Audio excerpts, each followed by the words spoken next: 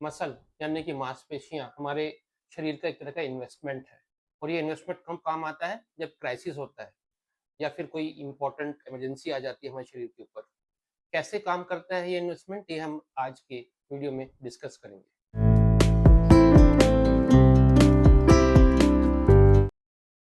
नमस्कार दोस्तों, आज हम एक बहुत महत्वपूर्ण ऑर्गन की बात करेंगे। जैसे कि हम जानते हैं कि दिल, लीवर, ब्रेन, इन सबको हम बड़ा इंपॉर्टेंट ऑर्गन मानते हैं। बट एक ऑर्गन है जिसको हम जो इतना ही इंपॉर्टेंट है पर उसको यूजली बैक सीट लेता है, एंड उसका नाम है मसल मास, यानी कि हमारी मांसपेशियां। हमारी मांसपेशियां उतनी ही जरूरी हैं जितनी जरूरी हमारे बाकी अंग हैं। वैसे तो हमारी काफ मसल को, जो कि पिंडली की मसल है, उसको सेकंड हार्ट भी कहा जाता है, मगर अभी हम उसकी चर्चा नहीं करेंगे। मसल जो है, हम बचपन से सुनते आए हैं कि खाओ पियो और सेहत बनाओ। तो सेहत बनाना जो पहले था वो मसल मास के बारे में कहा जाता था, जिससे कि बच्चे, आम आदमी योगा करें, भाग दौड़ करें, उनकी मसल मास। प्रोटीन जो होते हैं, मसल मास जो होते हैं, वो प्रोटीन से बना होता है। और प्रोटीन का जो बेसिक सबसे छोटी यूनिट होती है वो अमीनो एसिड होता है। जब हम भोजन करते हैं तो हमारा प्रोटीन जो हम खाते हैं वो अमीनो एसिड में बदलकर हमारे शरीर में जाता है और अलग अलग अंगों में जाकर अपना काम करता है। जबकि जब हम भोजन नहीं खाते, जिसे हम फास्टिंग स्टेज कहते हैं, खाने के बाद का जो बीच का समय होता है, खाने के बीच का, उस समय ये अमीनो एसिड यानी कि छोटा जो ब्लॉक है, वो हमारे शरीर को चलाने के काम आता है। अब हम कुछ ऐसी बातें करते हैं, बताते हैं। Acute condition and chronic condition. Acute condition जैसे कि हमारा इन्फेक्शन हो गया, ट्रॉमा हो गया, बर्न हो गया, इवन कैंसर हो गया। इन एक्यूट कंडीशंस में प्रोटीन की मात्रा जो रिक्वायरमेंट होती है वो बहुत बढ़ जाती है। यानी कि देखा गया है कि नॉर्मल प्रोटीन रिक्वायरमेंट जो होता है वो 1 ग्राम, 0.8 to 1 ग्राम पर बॉडी केजी वेट होता है। यही वो 0.8 to 1 ग्राम पहुंच जाता है 4 ग्राम तक इन क्रिटिकल कंडीशंस में।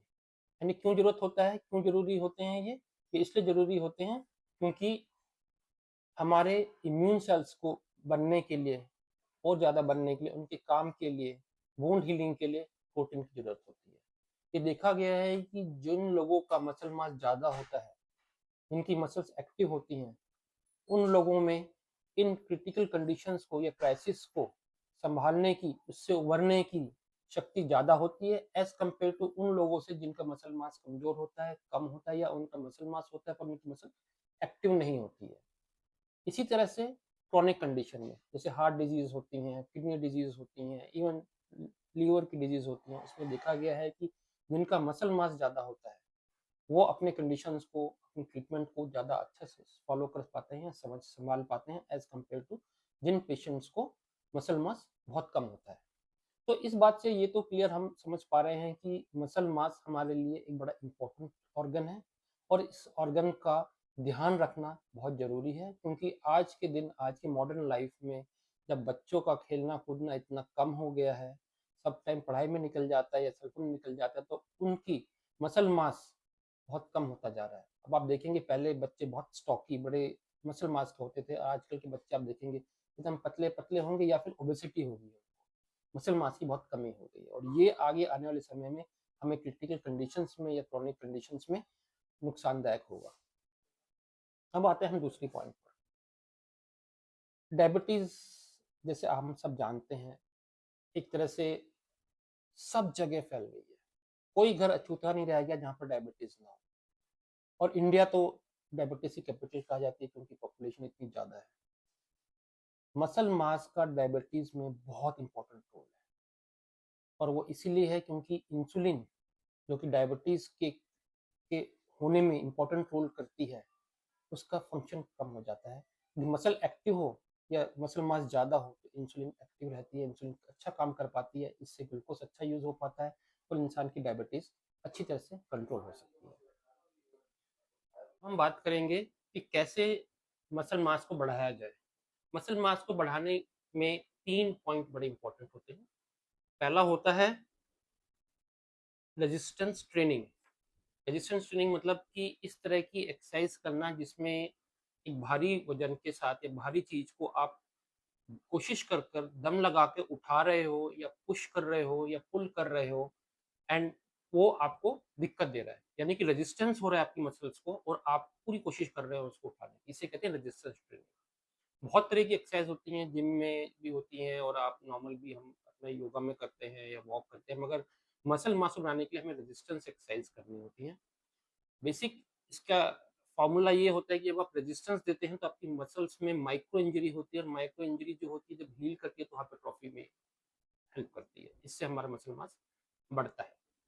दूसरी बात ये इंपॉर्टेंट होती है कि जब भी आप मसल मास, यानी कि सेकंड पॉइंट जो है इसमें इंपॉर्टेंट जो है मसल मास बनाने में, वो है रिकवरी। आप जब भी muscle mass training, resistance training करते हैं तो आपको एक प्रॉपर टाइम रिकवरी का देना होता है मसल को, जिससे कि वो रिकवर हो सके और जो आपको इफेक्ट चाहिए वो इफेक्ट आ सके। यूजुअली कहा जाता है कि एक ग्रुप की मसल्स की आप यदि रेजिस्टेंस एक्सरसाइज करते हैं तो कोशिश कीजिए कि 24 टू 48 आवर्स का उसमें टाइम दें रिकवरी के लिए। और तीसरी चीज होती है प्रोटीन इनटेक।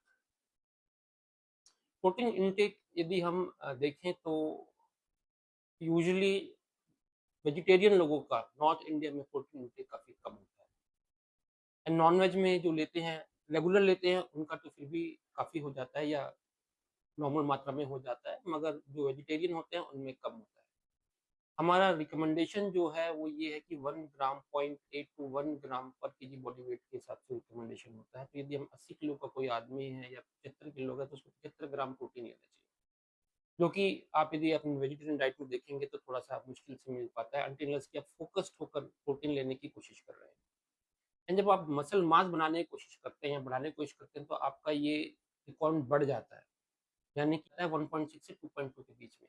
यानी कि यदि कोई 80 किलो का पर्सन है, नॉर्मली उसको जो ज़रूरत है प्रोटीन की वो अराउंड 70 से 80 के बीच में है। मगर आप मसल मास बनाना चाहते हैं, आप चाहते हैं कि मसल बढ़े आपकी, तो उसमें आपका रिक्वायरमेंट चला जाता है 124 टू 170 ग्राम के बीच, जो कि लेना बहुत ही फ़ोकस तरीके से लेना पड़ता है, और इसके लिए आपको एक डायटीशियन से मिलकर डायटीशियन से चार्ट बनवाना पड़ेगा, जिससे कि आप अपने प्रोटीन इंटेक को सही कर सकें।